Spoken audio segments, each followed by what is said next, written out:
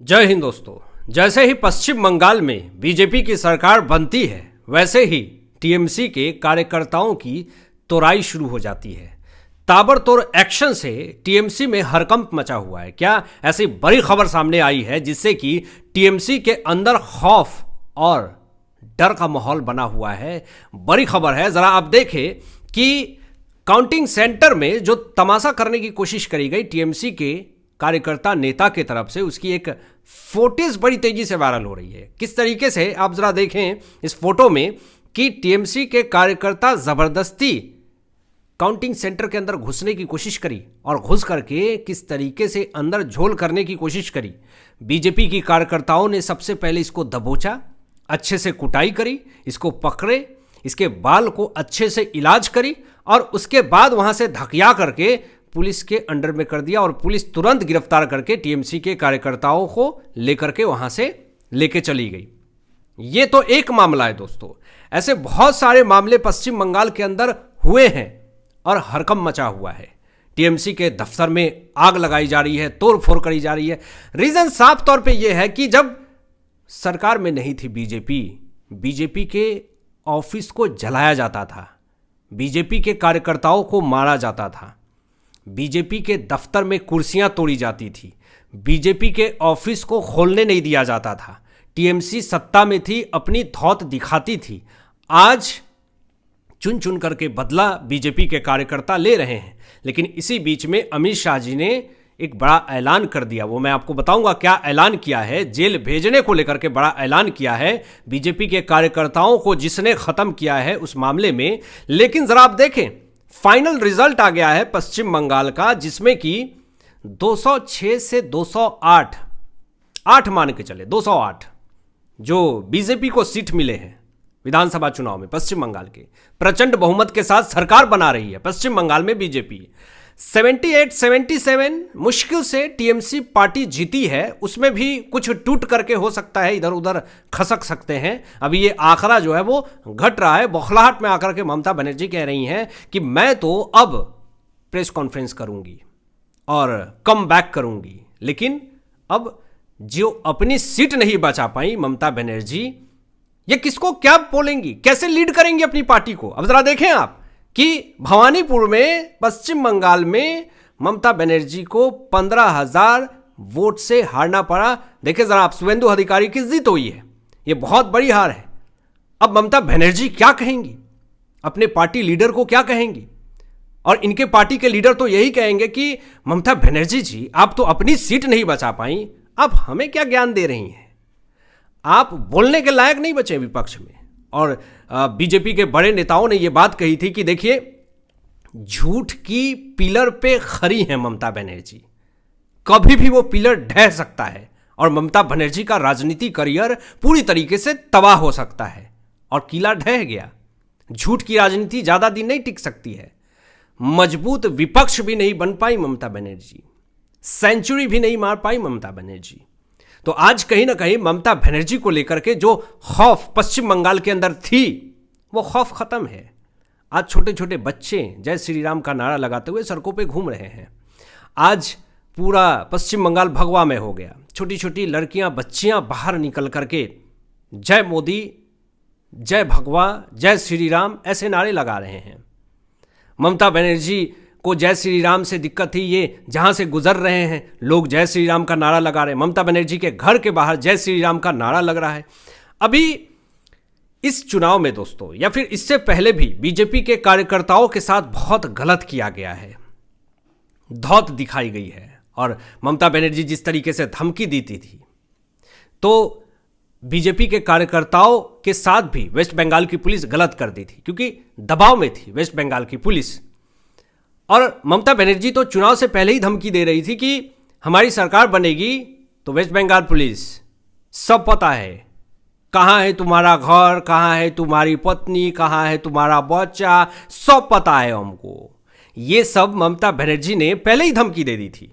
तो waste Bengal police भी अंदर ही अंदर ये चाह रही थी कि किसी भी तरीके से सरकार तो नहीं बने। और वेस्ट बंगाल की पुलिस भी खुशियां मना रही है जब ममता बनर्जी की सरकार खत्म हुई।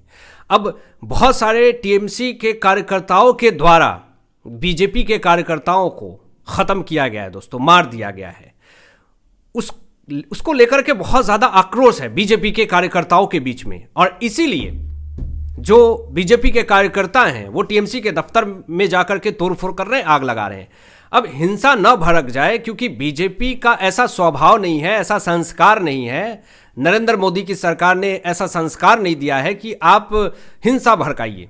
तो ये सब हिंसा को रोकने के लिए अमित शाह जी ने एक बड़ा स्टेटमेंट दिया। स्टेटमेंट क्या है जरा देखिए आप। अमित शाह जी कहते हैं कि जिन लोगों ने भाजपा के कार्यकर्ताओं पर हिंसा की है, हमारे कार्यकर्ताओं की जान गई है, वे सभी सुन ले, आप बचेंगे नहीं। 5 तारीख के बाद पाताल से भी ढूंढकर आपको जेल की सलाखों के पीछे भेजेंगे। जेल के सलाखों के पीछे भेजने के लिए अमित शाह जी ने क्लियर कर दिया है कि जो भी हमारे टीएमसी के कार्यकर्ताओं ने मिलकर के बीजेपी के कार्यकर्ताओं को मारा है, खत्म किया है, उसको जेल के सलाखों के पीछे भेजने का काम बीजेपी की सरकार करेगी। और वो शुरुआत हो चुकी है दोस्तों, कोई नहीं बचने वाला है। लूटा है तो लौटाना पड़ेगा, लुटेरों का हिसाब होगा। भ्रष्टाचार की फाइल को पूरी तरीके से सील कर दिया गया है, सबकी जांच होगी, और जितने भी भ्रष्टाचारी हैं उन सबको जेल के सलाखों के पीछे जाना पड़ेगा। बड़ी खबर दोस्तों यह है, जरा आप देखें कि बंगाल में हलचल तेज हो गई है और 10 मई से पहले नई सरकार का शपथ ग्रहण होगा, यह भी ऐलान कर दिया गया है। बड़ी खबर यह है, जरा आप देखें, तस्वीरें देखें आप कि किस तरीके से एक्सक्लूसिव तस्वीरें नरेंद्र मोदी बंगाली वेशभूषा में बीजेपी दिल्ली हेडक्वार्टर से पूरे देश को संबोधित किया, और पूरे स्वैग के साथ नरेंद्र मोदी की सरकार बन गई पश्चिम बंगाल में। कार्यकर्ताओं ने, नेताओं ने यही कहा कि बीजेपी है तो मुमकिन है, नरेंद्र मोदी है तो मुमकिन है। यहां पे देखें किस तरीके से खुशियां मनाई जा रही है बीजेपी के कार्यकर्ताओं की तरफ से। भीड़ उमड़ पड़ी पूरी तरीके से, लोग नरेंद्र मोदी के एक झलक को देखने के लिए आंखें बिछाए बैठे थे। और आप जरा देखें कि जब नरेंद्र मोदी को संबोधित करने चले नितिन नवीन जी, तो किस तरीके से नरेंद्र मोदी वो फूल का माला लेकर के नितिन नवीन को पहना देते हैं।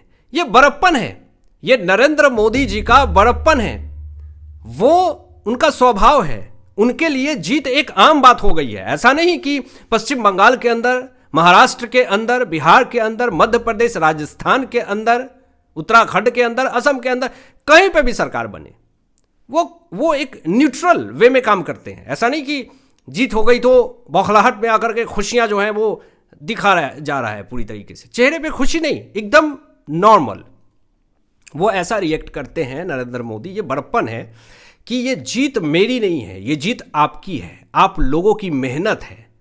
और नरेंद्र मोदी जी ने जीत को लेकर के भी कुछ बयान दिए जो मैं आपको बताऊंगा। लेकिन प्रचंड विजय के बाद भाजपा कार्यालय नरेंद्र मोदी पहुंचे।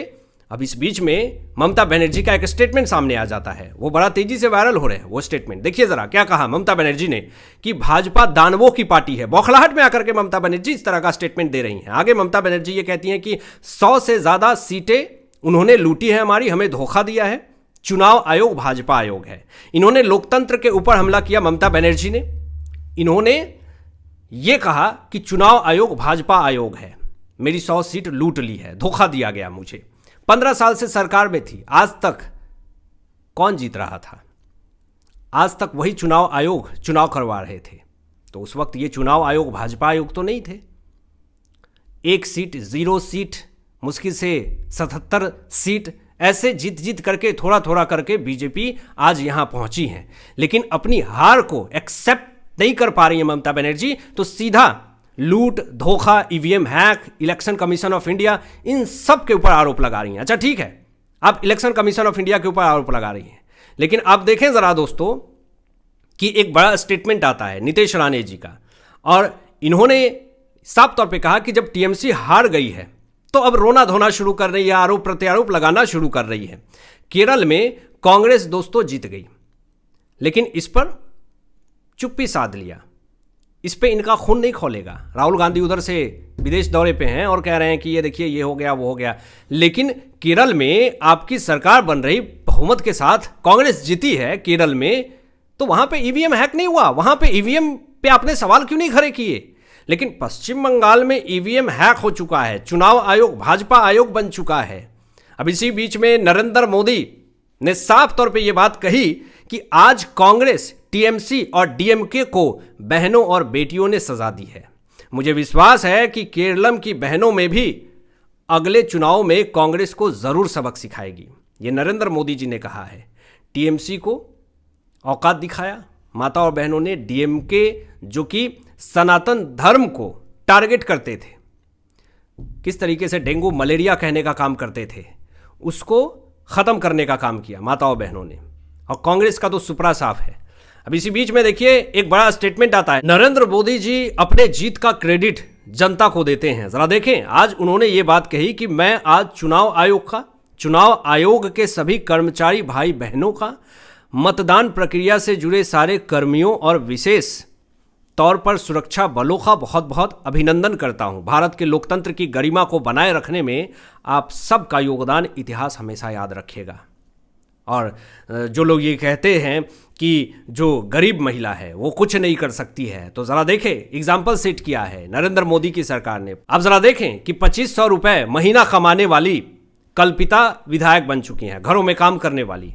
एक एग्जाम्पल सेट किया है बीजेपी ने कि अगर आप किसी के घर में काम करते हैं, छोटे काम करते हैं, तो ऐसा नहीं कि आप देश की सेवा नहीं कर सकते हैं। एक एग्जाम्पल सेट कर दिया नरेंद्र मोदी की सरकार ने। आप जरा देखें कि यह भी एक बड़ी खबर सामने आई है जो कि इंटरनेट के ऊपर बड़ी तेजी से वायरल हो रही है, जहां पे टीएमसी के हार के बाद बीजेपी कार्यकर्ताओं ने मुंडन करा लिया। मुंडन क्यों कराया? मुंडन इसलिए कराया कि आज के बाद अब टीएमसी पश्चिम बंगाल के अंदर कभी भी सरकार नहीं बनाने वाली है। और यहां पर अमित शाह जी ने भी क्लियर कर दिया था कि टीएमसी पार्टी को जड़ से उखाड़ करके फेंक देंगे बंगाल की खाड़ी में। उसके बाद कभी भी टीएमसी पार्टी बंगाल के अंदर इंटर नहीं करेगी। बड़ी खबर आप देखें जरा, यहां पे साफ तौर पे शुवेंदु अधिकारी ने एक बड़ा स्टेटमेंट दिया और यह कहा कि मैं हिंदुओं के वोट से जीता हूं, मुसलमानों ने बंगाल में हमें वोट ही नहीं दिया है। एक पूरा विचारधारा सेट कर दिया शुवेंदु अधिकारी ने कि अब पश्चिम बंगाल में सिर्फ और सिर्फ हिंदुओं के लिए काम करना है, क्योंकि मुसलमानों ने ही, माइनॉरिटी ने ही टीएमसी को वोट दिया है। तो जो मेजॉरिटी में है बंगाली समुदाय के हिंदुत्व सनातनी, हम उनके लिए काम करेंगे। ये अपना विजन गोल क्लियर कर दिया है शुवेंदु अधिकारी जी ने। और ये कहा है, अपने जीत का सर्टिफिकेट दिखाया है और कहा है कि ममता बनर्जी को हराना बहुत जरूरी था, नहीं तो ये पश्चिम बंगाल को मिनी बांग्लादेश बनाने से कोई नहीं रोक सकता था। ममता बनर्जी का राजनीति से रिटायरमेंट है, ये भी कहा। और ये भी कहा शुवेंदु अधिकारी ने कि 15,000 से ज़्यादा वोटों से हमने हरा दी ममता बनर्जी को। हालांकि पहले भी शुवेंदु अधिकारी ने ये बात कही थी कि ममता बनर्जी को कम से कम तो 25,000 वोट से हराएंगे। और ये भी कहा कि वार्ड नंबर 77 में वोट देने आए सभी मुसलमानों ने ममता को वोट दिया। हिंदू, सिख, जैन और बौद्धों ने मुझे आशीर्वाद दिया। यह जीत हिंदुत्व की हुई है। और शुवेंदु अधिकारी को अमित शाह जी ने ये बात कही कि शुवेंदु अधिकारी जो है वो नंदीग्राम से लड़ना चाहते थे, लेकिन मैंने यानी अमित शाह जी ने भवानी से लड़िए ये बात कही थी कि ममता बनर्जी को घर में घुस करके हराना है। और आज हुआ। और इसका रिजल्ट आप देखिए कि बंगाल पुलिस भी खुशियां मना रही है, जिसमें अब अज्ञात व्यक्ति जो है वो बंगाल में कहर बरसा रहे हैं। सिलीगुड़ी में एक मामला सामने आया जिसमें कि टीएमसी कार्यालय में अज्ञात लोगों ने जो है वो आग लगा दी, टीएमसी दफ्तर को पूरी तरीके से फूंक दिया। अब आपकी क्या राय है इन तमाम विषयों पे अपनी विचार व्यक्त कीजिएगा और मिलते हैं लेटेस्ट ब्रेकिंग एनालिसिस के बाद। तब तक अपना ध्यान रखें, ख्याल रखें। सत्यमेव जयते। जय हिंद।